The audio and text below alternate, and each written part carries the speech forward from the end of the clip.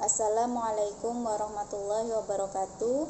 Perkenalkan, nama saya Widi Astuti dari kampus Tai Alkifayah Riau Pekanbaru. Saya dari Prodi PGMI. Baik, video ini saya buat berkenaan untuk memenuhi tugas mata kuliah Tafsir dan Hadis Tarbawi dengan dosen pengampu Bapak Muhsin Sintong Tampu Bolon MPD. Baik teman-teman semua, di sini saya akan membacakan surat Al-Anbiya ayat 30 beserta arti dan tafsir dari ayat tersebut.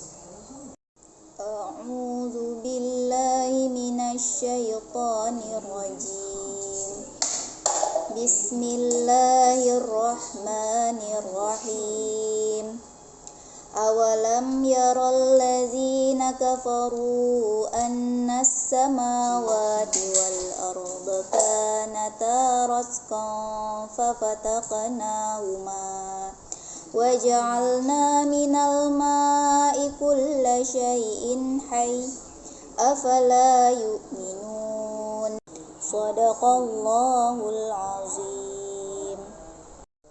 Artinya, apakah orang-orang kafir tidak mengetahui bahwa langit dan bumi keduanya dahulu menyatu, kemudian kami memisahkan keduanya dan kami menjadikan segala sesuatu yang hidup berasal dari air?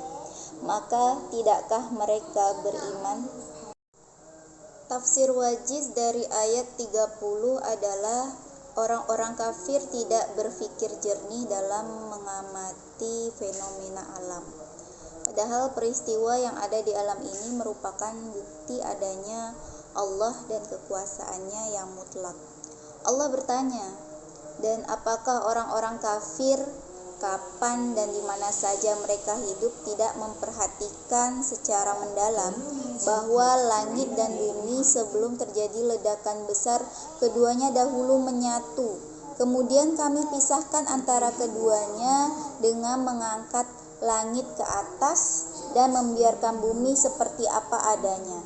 Dan kami jadikan segala sesuatu yang hidup berasal dari air. Kehidupan dimulai dari air.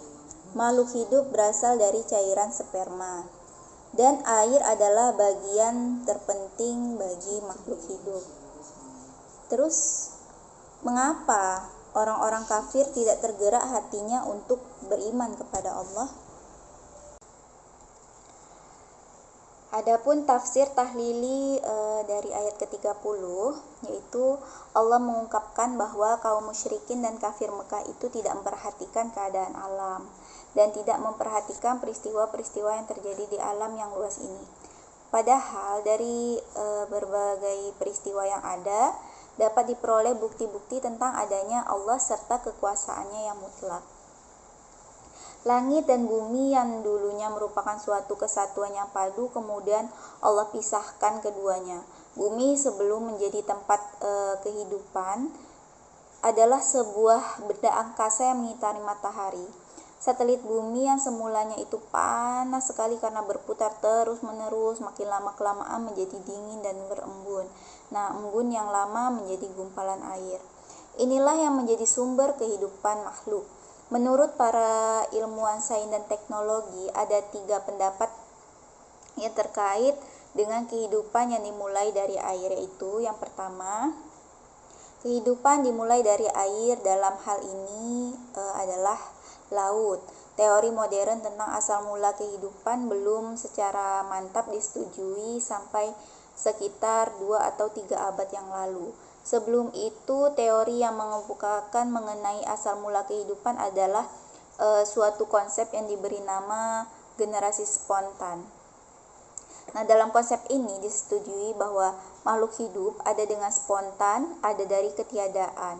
Teori ini kemudian ditentang oleh beberapa ahli di sekitaran tahun 1850-an, antara lain oleh Louis Pasteur, dan dimulai dengan penelitian yang dilakukan oleh Huxley dan sampai penelitian masa kini.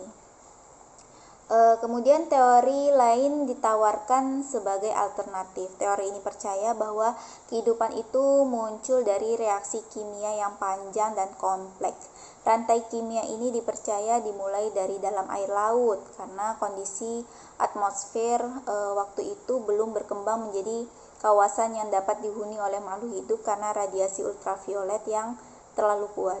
Diperkirakan kehidupan bergerak menuju daratan itu pada 425 juta tahun yang lalu saat lapisan ozon mulai ada untuk melindungi permukaan bumi dari radiasi ultraviolet.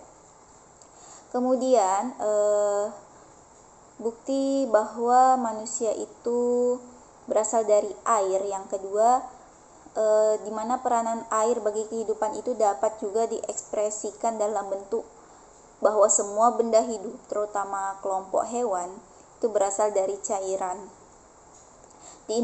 Diindikasikan bahwa keanekaragaman binatang datangnya dari air tertentu, yaitu sperma yang khusus dan menghasilkan yang sesuai dengan ciri masing-masing binatang yang dicontohkan. Kemudian yang ketiga adalah air merupakan bagian yang penting agar makhluk itu dapat hidup. Pada kenyataannya memang sebagian besar bagian tubuh makhluk hidup itu terdiri dari air. Misalnya saja kita 70% bagian berat tubuh kita itu terdiri dari air. Manusia tidak dapat bertahan lama apabila 20% saja dari kesediaan air dalam tubuh kita itu menghilang. Manusia dapat bertahan hidup selama 60 hari tanpa makanan, tetapi mereka akan segera mati dalam waktu 3-10 hari tanpa minuman. Juga diketahui bahwa air merupakan bahan pokok dalam pembentukan darah, cairan, limpa, kencing, air mata, cairan susu, dan semua organ lain yang ada di dalam tubuh manusia. Dari uraian di atas sangat jelas peran air bagi kehidupan, dari mulai adanya makhluk hidup, kemudian bagi keberlangsungan makhluk hidup, kemudian bagi pembentukan organ dan untuk menjalankan fungsi-fungsi organ, kemudian untuk memulai kehidupan terutama bagi kelompok-kelompok hewan, di mana kita aja itu berasal dari yang namanya itu sperma. Tetapi perlu diberikan catatan di sini bahwa Al-Quran bukanlah memberikan peluang khusus untuk mendukung teori evolusi ya. Walaupun semua ayat di atas memberikan indikasi yang tidak meragukan bahwa Allah menciptakan semua makhluk hidup itu dari air. Dari keterangan ini dapat dipahami bahwa Al-Quran benar-benar merupakan mukjizat yang besar. Kemukjizatannya itu tidak hanya terletak pada gaya bahasa dan rangkuman yang indah, melainkan juga pada isi yang terkandung dalam ayat-ayatnya, yang mengungkapkan bermacam-macam ilmu pengetahuan yang tinggi nilainya, terutama mengenai alam dengan berbagai macam jenis dan sifat serta kemanfaatannya masing-masing. Apalagi jika diingat bahwa Al-Quran telah mengemukakan semuanya itu pada abad yang ke-6 sesudah wafatnya Nabi Isa, di mana waktu itu manusia di dunia ini tuh masih diliputi suasana ketidaktahuan dan kesesatan. Lalu tentu kan kita bertanya-tanya, dari mana Nabi Muhammad mendapatkan pengetahuan tersebut? Tentulah jawabannya dari wahyu yang diturunkan Allah kepadanya.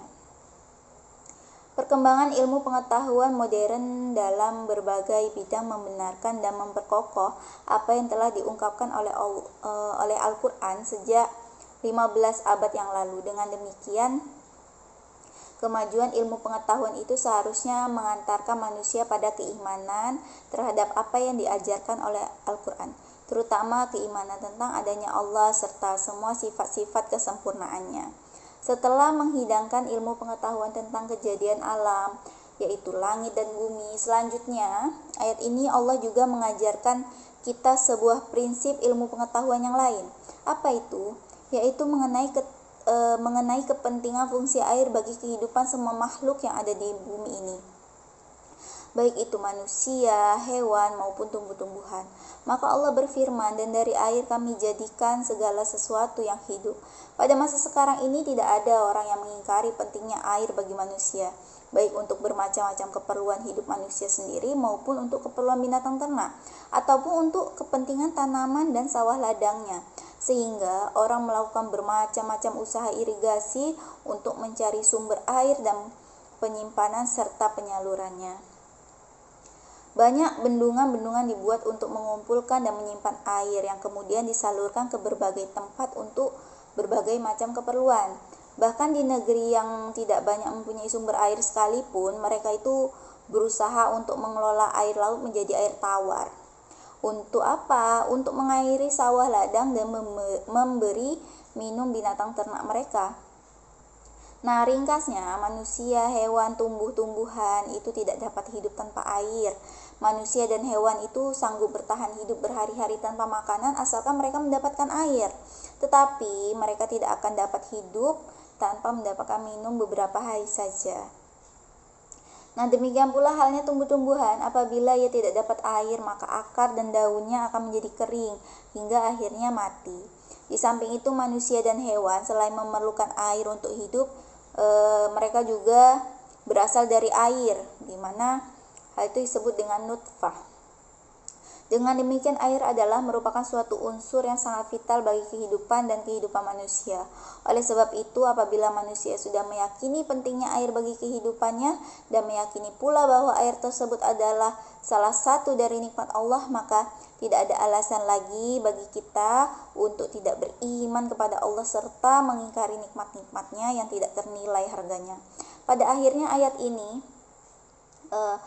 mengingatkan kita semua, apakah dengan kemahakuasaan Allah ini manusia masih tidak mau beriman kepada Allah? Di mana manusia yang memiliki akal dan mau mempergunakan akalnya itu seharusnya dapat memahami isi alam ini dan kemudian menjadi orang yang beriman.